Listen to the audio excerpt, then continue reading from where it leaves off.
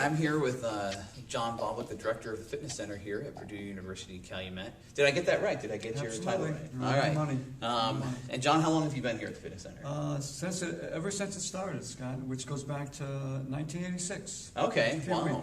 Well, so back in 1986, from what I understand, is when the fitness center got started. Do you want to tell us maybe a little bit about the history of the fitness center? Well, it started off as a physical education facility. And so what you see as a fitness center today was actually an auxiliary gym, which was going to house the gymnastics team and some other athletic teams. And then what happened is in the mid-'80s, that fell through. So the place just sat vacant for a while and didn't get much use until John Friend came in about 1986, who took the athletic director's position. And he went to the chancellor and said, I have an idea, why don't we convert this to a fitness center?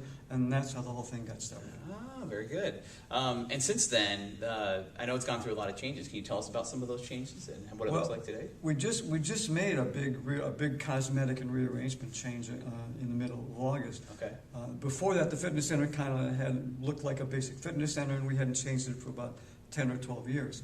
So what we did this time is, and it's related to student growth, the weight room facility is in 2 racquetball courts. And so when you get 8 or 10 students and 8 or 10 athletes and they're training at the same time in both rooms, it really gets to be a traffic problem. It's very congested. So we took all of the functional strength training equipment, took it out of the 2 racquetball rooms and put it into the fitness center and spread it out so people could use it, so it could accommodate growth. And in the fitness center, we had all the individual selectorized strength machines, which was about 30 of them. Yeah. So we took those machines and transposed those into the 2 racquetball rooms. So we really didn't get a whole lot of different equipment. We just changed the look. Okay. And then the other thing we did, another cosmetic change, is we put a new floor down in the two racquetball room areas. We put new lighting in the facility. We got 2 flat screen TVs, which moves us up to 2014. Right.